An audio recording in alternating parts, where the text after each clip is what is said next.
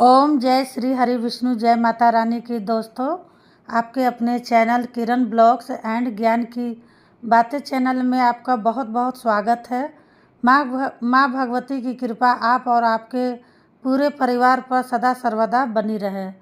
सुनते हैं कथा को, कहानी को। दोस्तों, भगवान श्री हरि विष्णु कहते हैं, जो मनुष्य के अंदर यह चार अवगुण होते हैं, वह मनुष्य बर्बादी के रास्ते पर चला जाता है और वह जीवन में कभी नहीं संभल पाता है। मित्रों, और आप लोग जानेंगे कि कैसे एक सन्यासी ने राजा से उसकी रानी को ही जीवन भर के लिए मांग लिया था। फिर उस राजा को अपनी रानी को उस सन्यासी को सदा सदा के लिए देना पड़ गया था। मित्रों, एक समय की बात है। भगवान श्री हरि विष्णु तथा माता लक्ष्मी क्षीरसागर में शेषनाग की सैया पर विश्राम कर रहे थे। तभी भगवान विष्णु देखते हैं कि माता लक्ष्मी रूठकर अपना मुंह बनाकर बैठी रहती हैं। तभी भगवान विष्णु कहते हैं, हे देवी, आज आप मुझसे क्यों रूठी हुई है? तभी माता लक्ष्मी कहती हैं, हे प्राणनाथ, आप तो जगत के पालन करता है, इसलिए हे स्वामी, मैं आपसे आग्रह करती हूं कि मुझे आप एक प्रश्न का उत्तर बताने की कृपा करिए। तभी भगवान विष्णु कहते हैं, हे देवी, आपके मन में कौन से प्रश्न चल रहे हैं जो आप मुझसे रूठकर बैठी हुई है? आप निसंकोच होकर पूछ लो, क्योंकि आपका रूठना मेरे हृदय में तीर के भांति चुभ रहा है। तो हे प्रिय, इसलिए मैं आपसे आग्रह करता हूं कि आप अति शीघ्र पूछो। तभी माता लक्ष्मी कहती हैं, हे स्वामी, इस संसार में मनुष्य को उनके कौन से अवगुण उन्हें बर्बाद कर देते हैं? मित्रों, तभी भगवान श्री हरि विष्णु कहते हैं, हे देवी, आज आपने संसार के कल्याण हेतु प्रश्न किया है। मनुष्य के बर्बादी के चार कारण होते हैं। जो भी मनुष्य आपने जीवन में इन चार अवगुणों को अपनाता है, वह जीवन भर के लिए बर्बाद हो जाता है। फिर जीवन में कभी वह धनवान व्यक्ति नहीं बन पाता है और सदा गरीबी में अपना जीवन व्यक्तित्व करता है। मित्रों, आगे भगवान श्री हरि विष्णु कहते हैं, हे देवी, आज हम आपको एक कथा के माध्यम से बताते हैं, जो कि हर मनुष्य को अपने जीवन में इन चार अवगुणों के बारे में अवश्य ही जान लेना चाहिए। नमस्कार दोस्तों, आप सभी लोगों से निवेदन है कि इस कथा को और कहानी को सुनने से पहले कमेंट बॉक्स में जय श्री हरि विष्णु लिखकर, वीडियो को लाइक करके, चैनल को सब्सक्राइब करके बेल आइकन ऑल पर प्रेस कर लीजिए, जिससे आप सभी लोग प्राचीन कथाओं और कहानियों से जुड़े रहें। मित्रों, फिर भगवान श्री हरि विष्णु कहते हैं, हे देवी, प्राचीन समय की बात है। एक नगर में एक धनी सेठ रहता था। उस सेठ के पास सभी प्रकार की सुख सुविधाएं थीं, लेकिन उसकी कोई भी संतान नहीं थी और संतान के दुख में वह हमेशा अपने कमरे में चलता फिरता चिंता किया करता था। फिर एक दिन उसे पता चलता है कि उसकी पत्नी गर्भवती है, तो वह अपनी पत्नी का खूब ख्याल रखना शुरू कर देता है और वह मन ही मन बहुत प्रसन्न होता है और अपनी पत्नी से कहता है, हे प्रीतम, आज तुमने हमें पिता बनने का सौभाग्य प्रदान किया है। मित्रों, फिर आगे भगवान श्री हरि विष्णु कहते हैं, हे देवी, फिर वह दिन भी आ जाता है जब उसके घर में एक पुत्र का जन्म होता है। बेटे के जन्म होने पर वह सेठ और सेठाई दोनों बहुत ही प्रसन्न होते हैं। उसने पूरे नगर में मिठाई बंटवा दी और उसके लालन पालन में कोई कमी नहीं छोड़ी। देखते ही देखते उसका पुत्र 10 साल का हो जाता है। आगे भगवान श्री हरि विष्णु कहते हैं, हे देवी, फिर सेठ उसने अपने पुत्र को गुरुकुल भेजने का निर्णय ले लेता, ताकि वह पढ़ लिख कर एक विद्वान बन सके। अभी उसके पुत्र की ज्यादा उम्र नहीं हुई थी, लेकिन उसने छोटी सी उम्र में अपने बेटे को शिक्षा ग्रहण करने के लिए गुरुकुल भेज दिया। फिर वह बालक सन्यासी के वेशभूषा में गुरुकुल में पहुंच जाता है। गुरुकुल में वह बालक अच्छे से शिक्षा प्राप्त करने लगता है तथा अपने गुरु की सभी आज्ञा का पालन करता था। ऐसे में वह बालक धीरे धीरे धीरे वहां सबसे होनहार विद्यार्थी बन गया। गुरुकुल में उस बालक ने सारे वेद पुराण और शास्त्रों का अध्ययन कर लिया और बहुत बड़ा विद्वान बन गया तथा सारा ज्ञान अर्जित कर लिया। मित्रों, लेकिन वह कहते हैं ना कि समय किसका कब बदल जाए किसी को नहीं पता होता है। ऐसे में क्या होता है, एक दिन किसी प्राकृतिक आपदा की वजह से उसके माता पिता की मृत्यु हो जाती है। मित्रों, जब उसके माता पिता की मृत्यु हुई, तब तक उस बालक की शिक्षा भी नहीं पूरी हुई थी। जब उस बालक ने इस खबर को सुना कि उसके माता पिता अब इस दुनिया में नहीं रहे, मित्रों, आगे भगवान विष्णु कहते हैं, है देवी। फिर वह बालक सोचता है कि अब तो मेरा सब कुछ बर्बाद हो चुका है, मेरे पास माता पिता ही नहीं रहे तो मैं क्या करूंगा। ऐसा सोचकर उस बालक का इस सांसारिक मोह माया से मन रुठ जाता है। उसके बाद उस बालक ने निश्चय कर लिया कि वह गुरुकुल से शिक्षा पूर्ण करने के बाद अपना संपूर्ण जीवन लोगों की भलाई में व्यतीत करेगा।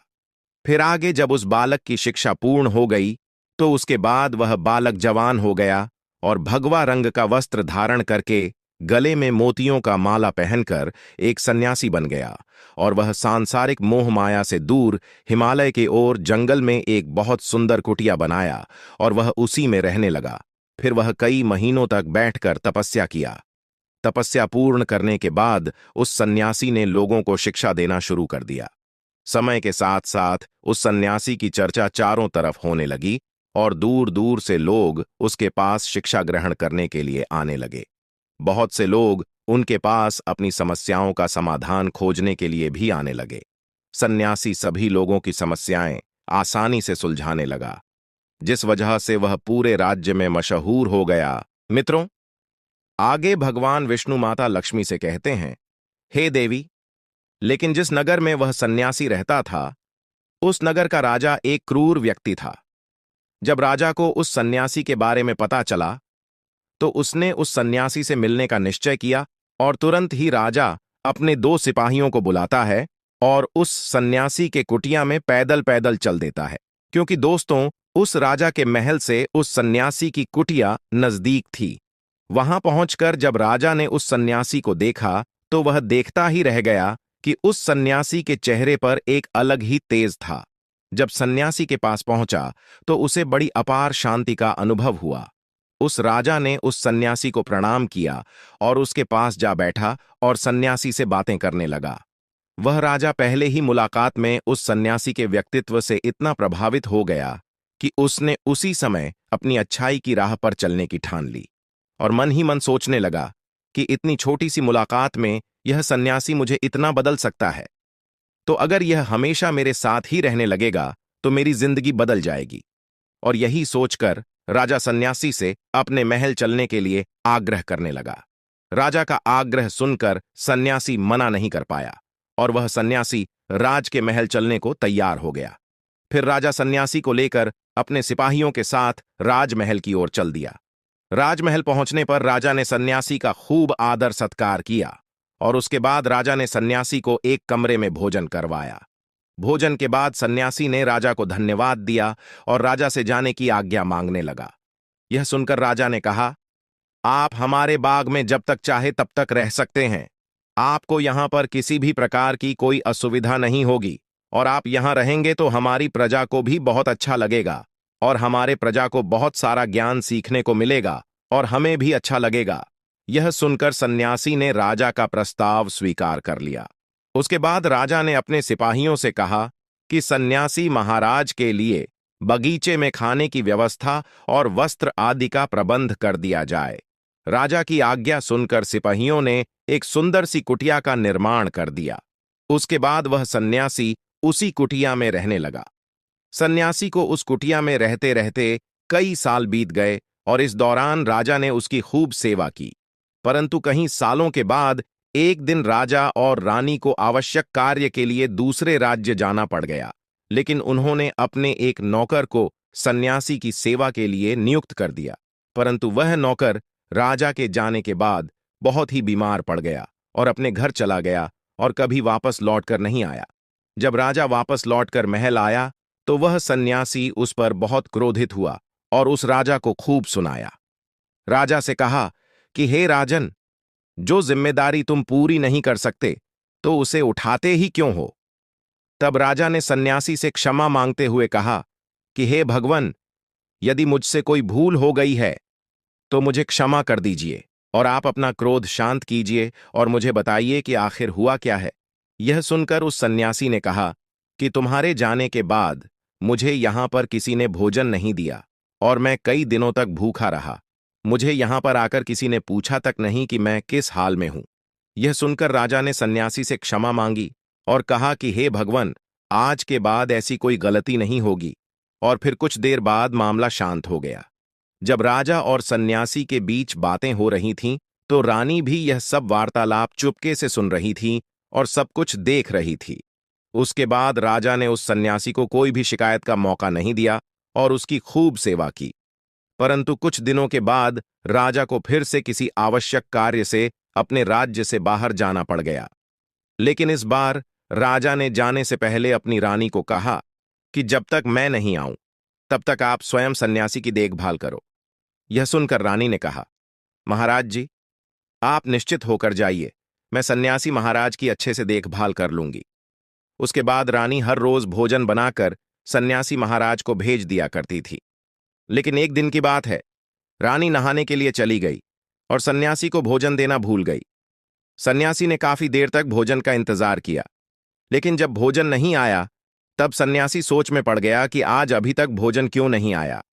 उसके बाद सन्यासी ने सोचा कि वह खुद महल में जाकर देखेगा कि आखिर आज अब तक भोजन क्यों नहीं आया, और फिर ऐसा सोचकर वह महल के अंदर चल देता है। जब वह महल के अंदर पहुंचा तो वहां उसकी नजर रानी पर पड़ गई। रानी के लंबे लंबे केस उसकी कमर पर लहरा रहे थे। रानी की आंखें, जो देखने मात्र से ही लोगों को घायल कर देती थीं, उसकी हिरनी जैसी चाल, रानी के इतने सुंदर रूप को देखकर सन्यासी विचलित हो गया। मित्रों, आगे भगवान विष्णु माता लक्ष्मी से कहते हैं, हे देवी, उस रानी की सुंदरता सन्यासी के मन को भा गई और वह वहां से बिना कुछ कहे ही अपनी कुटिया में वापस लौट गया। सन्यासी रानी के रूप की सुंदरता को भुला नहीं पा रहा था और वह खाना पीना छोड़कर अपनी कुटिया में पड़ा रहता था। उसने कई दिनों तक कुछ भी नहीं खाया, जिस वजह से बहुत कमजोर हो चुका था। कुछ समय बाद राजा वापस लौटे और जब उस सन्यासी की हालत का पता चला तो वह सीधे सन्यासी के पास पहुंचे और बोले कि हे भगवान, क्या बात है, आपको क्या हो गया, आप इतने कमजोर कैसे हो गए। फिर वह राजा कहता है कि मुझे ऐसा प्रतीत होता है कि आप किसी गहरी सोच में डूबे हुए हो, मुझसे कोई भूल हो गई क्या। तब सन्यासी ने कहा, नहीं राजन, आपसे कोई भूल नहीं हुई है। यह सुनकर राजा ने कहा, तो फिर बात क्या है, आप मुझे बताएंगे, मैं आपकी परेशानी जरूर दूर कर दूंगा। यह सुनकर सन्यासी ने राजा से कहा कि हे राजन, मैं आपकी रानी की अद्भुत सुंदरता को देखकर मैं उनकी सुंदरता के प्रेम में पड़ गया हूं और अब मैं रानी के बिना जिंदा नहीं रह सकता। यह सुनकर राजा हैरान हो गया और कुछ देर सोचने के बाद राजा ने उस सन्यासी से कहा कि हे महाराज, आप चिंता ना करो, मैं आपको अपनी रानी दे दूंगा। मित्रों, आगे भगवान श्री हरि विष्णु माता लक्ष्मी से कहते हैं, हे देवी। यह सुनकर वह सन्यासी बहुत ही ज्यादा खुश हो जाता है और फिर राजा सन्यासी को लेकर महल में चला जाता है। और जब राजा और सन्यासी महल में पहुंचे तो उस दिन रानी ने अपने सबसे सुंदर वस्त्र और गहने पहने हुए थे। फिर राजा रानी के पास पहुंचे और राजा ने रानी से कहा कि हमें सन्यासी की मदद करनी चाहिए, यह बहुत कमजोर हो गए हैं और मैं नहीं चाहता कि किसी ज्ञानी पुरुष की हत्या का कलंक मेरे सर पर लगे। उसके बाद राजा ने रानी से पूछा कि क्या आप यह पाप अपने सर लेना चाहती हैं। राजा की बात सुनकर रानी ने राजा से पूछा कि आखिर इन सन्यासी के इस दुख का कारण क्या है। तो राजा ने रानी से कहा कि हे रानी, यह सन्यासी आपकी अद्भुत सुंदरता के दीवाने हो गए हैं। राजा की यह बात सुनकर रानी ने कहा कि हे राजन, आप चिंता मत करिए, अब आप सब कुछ मेरे ऊपर छोड़ दीजिए, मुझे पता है कि मुझे अब क्या करना है। फिर रानी सोचती है, अगर मैं कुछ नहीं करेगी तो सन्यासी की हत्या का पाप लगेगा। फिर रानी राजा से कहती है, हे राजन, आप निश्चित हो जाइए, मैं इस सन्यासी के साथ ऐसा करूंगी जिससे मेरे पतिव्रता धर्म भी नष्ट नहीं होंगे और ना ही मेरे पतिव्रत धर्म पर कोई उंगली उठा सकेगा। मित्रों, रानी की यह बात सुनकर राजा ने रानी को उस सन्यासी को सौंप दिया। उसके बाद सन्यासी रानी को लेकर अपनी कुटिया पर आ पहुंचे। जब रानी सन्यासी की कुटिया पर पहुंच गई तो रानी ने सन्यासी के कहा कि हमें रहने के लिए घर चाहिए, हम इस झोपड़ी में नहीं रह सकते। यह सुनकर सन्यासी राजा के पास गया और राजा से जाकर बोला कि हे राजन, हमें रहने के लिए घर चाहिए। सन्यासी की बात सुनकर राजा ने घर का प्रबंध कर दिया। फिर सन्यासी को लेकर घर पहुंचा। जब रानी सन्यासी के साथ घर पहुंच गई तो रानी ने सन्यासी से कहा कि यह घर तो बहुत गंदा है और इसकी हालत भी बहुत खराब है, मैं इस घर में नहीं रह सकती। यह सुनकर सन्यासी फिर से राजा के पास जाता है और राजा के पास जाकर बोलता है कि हे राजन, जो आपने हमें घर दिया है उस घर की हालत बहुत ही ज्यादा खराब है। सन्यासी की बात सुनकर राजा ने उस घर की हालत ठीक करवा देते हैं। उसके बाद फिर रानी घर के अंदर गई और नहा धोकर सुनहरे बेड के पास आ गई। फिर सन्यासी भी बेड के पास आ गया।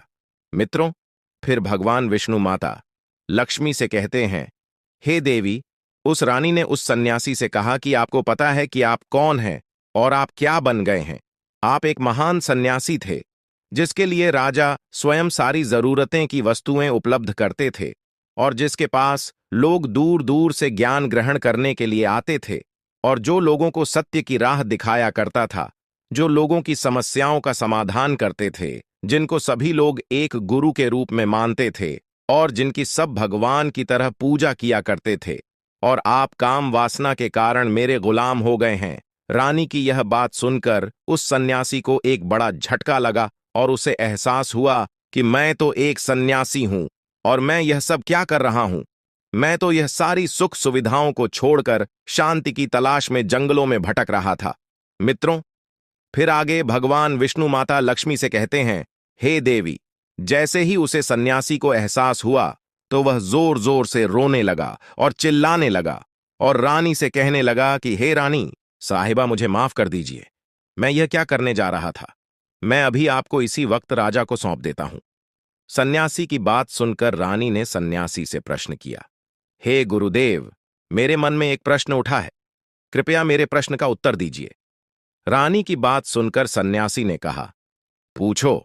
फिर रानी कहने लगती है, जब आपको उस दिन भोजन नहीं मिला तो आप बहुत क्रोधित हो गए थे और जब मैंने आपका यह रूप पहली बार देखा था और तभी से मैं आपके व्यवहार में परिवर्तन महसूस कर रही हूं।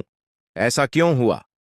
गुरुदेव, आपको इतना क्रोध आया और आपने तो शांति की प्राप्ति कर ली थी। मित्रों, फिर भगवान विष्णु कहते हैं, हे देवी, रानी की यह बातें सुनकर सन्यासी ने कहा कि जब मैं वन में था तो मुझे समय पर भोजन नहीं मिलता था, परंतु जब मैं महल में आया हूं तो महल में आने के बाद मुझे सारी सुख सुविधाएं मिलने लग गईं और फिर मैं इन सभी सुख सुविधाओं का आदी हो गया और मुझे इसके प्रति लगाव उत्पन्न हो गया और फिर मेरे अंदर इनको पाने का लालच उत्पन्न हो गया। जब मुझे यह नहीं मिलता था तो मेरे अंदर का क्रोध नहीं था। फिर सन्यासी ने कहा, महारानी, यदि इच्छा पूर्ण ना हो तो क्रोध उत्पन्न हो जाता है, यदि इच्छा पूर्ण हो जाए तो लालच बढ़ जाती है। सन्यासी ने कहा कि यह इच्छा की पूर्ति ही मेरी वासना के द्वार पर ले आई और मैं आपके प्रति आकर्षित हो गया। इसके बाद वह सन्यासी रानी को लेकर राजा के पास पहुंच जाता है और राजा से क्षमा याचना मांगकर रानी को सौंप देता है। फिर सन्यासी राजा से बोला, मैं अपनी इच्छा के वशीभूत होकर यह गलत कार्य करने जा रहा था और आपने जीवन को बर्बाद कर रहा था, लेकिन अब मुझे सब कुछ समझ आ गया। मित्रों, आगे भगवान विष्णु माता लक्ष्मी से कहते हैं, हे देवी, फिर उस सन्यासी ने कहा कि हे राजन, मनुष्य की बर्बादी का कारण उसकी 4 आदतें बनती हैं और दुनिया के हर व्यक्ति के अंदर यह 4 अवगुण होते हैं, परंतु जो व्यक्ति इन पर नियंत्रण करता है वह दुख और परेशानियों से सदैव बचा रहता है और वही जो व्यक्ति इन चारों दोषों पर नियंत्रण नहीं कर पाता वह बर्बाद होने के कागार पर पहुंच जाता है। मित्रों, यह सब सुनकर राजा ने कहा, हे गुरुदेव, आप मुझे वह 4 अवगुण बताएं जिससे मनुष्य की बर्बादी हो जाती है। फिर उस सन्यासी ने राजा को मनुष्यों के 4 बर्बाद होने वाली आदतें बताइए और फिर कहने लगा, हे राजन, मनुष्य को बर्बाद करने वाली पहली आदत है उसकी इच्छा, क्योंकि इच्छा ही दुनिया के हर व्यक्ति के अंदर अवगुण होता है। जो व्यक्ति अपनी इच्छाओं को नियंत्रण में नहीं रख पाता है वह व्यक्ति कभी जीवन में सफल नहीं हो पाता है, क्योंकि जैसे ही उसकी एक इच्छा की पूरी होती है वह दूसरी इच्छा की ओर बढ़ने लगता है और दूसरी इच्छा पूरी होने के बाद वह तीसरी इच्छा की ओर बढ़ने लगता है और फिर ऐसा करते करते इच्छाओं का नियंत्रण न होने के कारण इंसान के मन में संतोष का भाव नहीं आ पाता और वह इसी जाल में उलझ जाता है। इसलिए हे राजन, जब हम अपनी इच्छा पर नियंत्रण पा लेते हैं तो हम हमारे मन को नियंत्रण कर लेते हैं। मित्रों, आगे भगवान विष्णु माता लक्ष्मी से कहते हैं, हे प्रिय, फिर वह सन्यासी कहता है कि हे राजन, मनुष्य को बर्बाद करने वाली दूसरी आदत यह है, वासना का जन्म हमारे मन में उठने वाली इच्छाओं से होता है। जिस प्रकार इच्छाओं का कोई अंत नहीं होता, उसी प्रकार मनुष्य वासना के जाल में फंसता हुआ चला जाता है और वासना के वसीभूत में इंसान को कुछ भी नजर नहीं आता है। मित्रों, आज तक जितने भी युद्ध हुई है, उसका सबसे बड़ा कारण है स्त्री को पाने की इच्छा। स्त्री के ही प्रेम में वसीभूत होकर आज से कई वर्षों पहले राजाओं और महाराजाओं ने युद्ध किया था। मित्रों, उसके बाद वह सन्यासी कहता है, हे राजन, रावण एक बुद्धिमान व्यक्ति था, लेकिन वह माता सीता की सुंदरता पर मोहित हो गया था, जिसके चलते वह अपने आप को स्वयं ही बर्बाद कर लिया था और उसकी मृत्यु का कारण एक स्त्री ही बनी थी। कई राजा महाराजा जो युद्ध में इसलिए हार गए क्योंकि वह स्त्रियों से रास लीला रचाने में ही रह गए। मित्रों, आगे भगवान विष्णु माता लक्ष्मी से कहते हैं, हे देवी, स्त्रियों की रचना इस संसार को बढ़ाने के लिए की गई है, परंतु आजकल ज्यादातर लोगों में इसे वासना का रूप ले लिया है और स्त्री को अपने मनोरंजन का साधन समझने लगे हैं। और जब उन्हें अपना यह मनोरंजन नहीं मिलता तो वह पागल हो जाते हैं और ना जाने क्या कर बढ़ते हैं। इसलिए हे राजन, जितना हो सके उतना ही वासना से दूर रहना चाहिए। फिर सन्यासी कहता है, हे राजन, मनुष्य को बर्बाद करने वाली तीसरी आदत है क्रोध, क्योंकि जब मनुष्य की वासना की पूर्ति नहीं होती तो उसके अंदर क्रोध उत्पन्न हो जाता है। जब व्यक्ति का क्रोध आता है तो वह अपने क्रोध पर नियंत्रण नहीं कर पाता है और फिर उस क्रोध के चलते ही गलत निर्णय ले लेता है। क्रोध में व्यक्ति दूसरों को भला बुरा कह देता है और कई गालियां भी दे देता है, और उनका क्रोध शांत होता है तब उनको अपनी गलतियों का एहसास होता है, परंतु तब तक सब कुछ बर्बाद हो जाता है और क्रोध के कारण मनुष्य के कई बने बनाए काम भी बिगड़ जाते हैं। जब मनुष्य के अंदर क्रोध उत्पन्न होता है तो वह अंदर से कमजोर हो जाता है और एक कमजोर मनुष्य जीवन में कुछ नहीं कर सकता है। मित्रों, फिर सन्यासी कहता है, हे राजन, मनुष्य को बर्बाद करने वाली चौथी आदत है लालच। दोस्तों, लालच का फल सदैव ही बुरा होता है और लालच में पड़कर हम कई बार लोगों का बुरा कर देते हैं। हर मनुष्य के जीवन में ऐसे अवसर जरूर मिलते हैं जब वह लालच में गलत कर बैठता है और अधिक पाने की लालसा वह कुछ भी ऐसा कर जाता है जिससे जो कुछ भी उसके पास होता है वह भी वह खो देता है, क्योंकि जैसे ही व्यक्ति की एक इच्छा पूरी होती है उसका लालच और बढ़ जाता है और उसके मन में कई सारी आशंकाएं जन्म लेने लगती हैं। जो व्यक्ति अपने जीवन में लालच करता है वह कामयाबी से धीरे धीरे दूर हो जाता है। अगर हम समय रहते ही अपने लालच को त्याग दें तो निश्चित ही वह सफल व्यक्ति बन जाएगा। मित्रों, फिर भगवान श्री हरि विष्णु माता लक्ष्मी से कहते हैं, हे प्रिय, अगर मनुष्य इन 4 आदतों को छोड़ देता है तो उसे जीवन में सफल होने से कोई नहीं रोक सकता। वह एक सन्यासी होकर भी इन आदतों में पड़ गया था और खुद को बर्बाद करने चला दिया था। इसलिए हे प्रिय, इन 4 आदतों से मनुष्य को दूर ही रहना चाहिए। दोस्तों, इस प्रकार से भगवान श्री हरि विष्णु ने माता लक्ष्मी को बताया है कि वह कौन सी 4 आदतें हैं जो मनुष्य को बर्बाद कर देती हैं और वह एक स्त्री के चक्कर में कैसे अपना सब कुछ खो बैठता है। मित्रों, उम्मीद करता हूं आप सभी लोगों को यह कथा और कहानी पसंद आई होगी। अगर आप लोगों को यह कथा पसंद आई हो तो वीडियो को लाइक जरूर करें और कमेंट में जय श्री हरिविष्णु लिखकर चैनल को सब्सक्राइब करके बेल आइकन ऑल पर प्रेस कर लीजिए, जिससे आप सभी लोगों को आध्यात्मिक कथाएं सबसे पहले प्राप्त हो सके। दोस्तों, वीडियो को पूरा देखने के लिए आप सभी लोगों का धन्यवाद। ऐसे ही ज्ञानवर्धक वीडियो को पाने के लिए मेरे चैनल को सब्सक्राइब, वीडियो को लाइक ज़रूर कर दीजिएगा, साथ में बेल आइकन घंटी को प्रेस ज़रूर कर लीजिएगा ताकि आने वाली नई वीडियो का नोटिफिकेशन आप तक तुरंत मिल जाए। मिलती हूँ अगली वीडियो में। जय माता रानी की दोस्तों।